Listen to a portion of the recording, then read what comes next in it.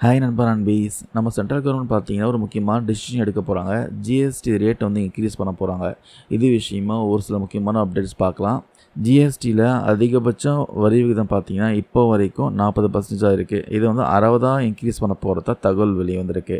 2026 April மாதம் 1ஆம் தேதிக்கு அப்புறமா இந்த காம்பன்சேஷன் சேஸ் வசூலிக்கும் சட்டம் பார்த்தீங்கன்னா முடிவுக்கு வருது. சேஸ் வரி அதுக்கப்புறம் வசூலிக்க முடியாது. இதுக்கான அதிகாரம் மார்ச் 31, 2026 முடிவுக்கு வருது. சப்போஸ் அந்த சேஸை வந்து நீக்கினாங்கன்னா வருவாய் இழப்பை ஈடுகட்டுறதுக்காக ஜிஎஸ்டியில் டைரெக்டாக கை வைக்க போகிறாங்க. இப்போ இருக்க சட்டத்தின் கீழே பார்த்தீங்கன்னா ஜிஎஸ்டி வரி வந்து 40% வரைக்கும் விதிக்க முடியும். இதை வந்து 60% இன்க்ரீஸ் பண்ண போகிறதா தகவல் வெளியே வந்திருக்கு. அது என்ன சேஸ் வரின்னு கேட்கலாம். சேஸ் பார்த்தீங்கன்னா ஜிஎஸ்டிக்கு மேலே விதிக்கப்படக்கூடிய ஒரு அடிஷ்னல் டேக்ஸ், கூடுதலான வரி தான் அது. இது வந்து பொதுவாக பார்த்தீங்கன்னா ஆடம்பர பொருட்களுக்கு, தீங்கு விளைவிக்கும் பொருட்களுக்கு இந்த டேக்ஸ் வந்து போடுவாங்க. எக்ஸாம்பிளுக்கு எடுத்துட்டிங்கன்னா இந்த எஸ்யூவி கார்கள்லாம் இருக்குது பார்த்தீங்களா, அது வந்து ஆடம்பர பொருட்கள். இதுக்கு வந்து 28% ஜிஎஸ்டி இருக்குது. அது மட்டும் இல்லாமல் 22% சேஸ் வரியும் போடுவாங்க. ஆக மொத்தம் வந்து 50% டேக்ஸாக பே பண்ணுற மாதிரி இருக்குது.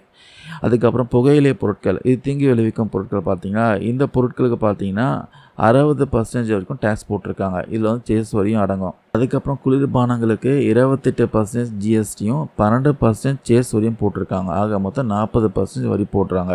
இந்த சேஸ் வரி பார்த்தீங்கன்னா 2026 மார்ச் 31க்கு அப்புறமா சட்ட ரீதியாக தொடர முடியாதுன்னு சொல்கிறாங்க. சப்போஸ் இந்த சேஸ் வரி வந்து நீக்கப்பட்டாங்கன்னா அதே வருவாய் பெறுவதற்காக மத்திய அரசு பார்த்தீங்கன்னா டைரெக்டாக ஜிஎஸ்டி விகிதத்தை வந்து உயர்த்த போகிறாங்க.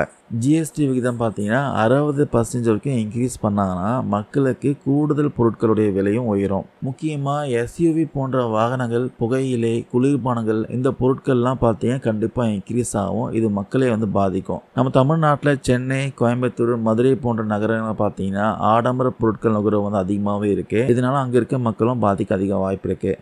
ஜிஎஸ்டி உயர்வுனால வாகன விற்பனை பார்த்தீங்கன்னா கம்மியாகவும், உற்பத்தி துறைக்கு பார்த்தீங்கன்னா ஒரு விதமான தாக்கத்தை ஏற்படுத்தும்.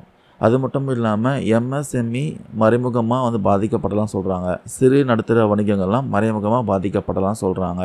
ஸோ அடுத்தது என்ன நடக்க போகுது பார்த்தீங்கன்னா இதுக்கு ஜிஎஸ்டி கவுன்சில் வந்து ஒப்புதல் பெறணும். ஸோ மத்திய அரசு பார்த்தீங்கன்னா ஜிஎஸ்டி சட்டத்தில் வந்து திருத்தம் கொண்டு வரணும். இந்த மாற்றம் பார்த்தீங்கன்னா நாடாளுமன்றத்தில் விவாதிக்கணும், அதுக்கு ஒப்புதல் பெறணும். 2026 நிதியாண்டுக்கு அப்புறமா இது அமலுக்கு வரலாம் சொல்கிறாங்க. ஸோ இது விஷயமா உங்களுடைய கருத்துக்கள் ஏதாவது இருந்தால் கமெண்ட் செக்ஷனில் பதிவுப்பாங்க. இந்த பதிவில் நான் கொடுத்த அப்டேட் வந்து யூஸ்ஃபுல்லாக இருக்கும்னு நினைக்கிறேன். தேங்க்யூ நண்பா நண்பீஸ்.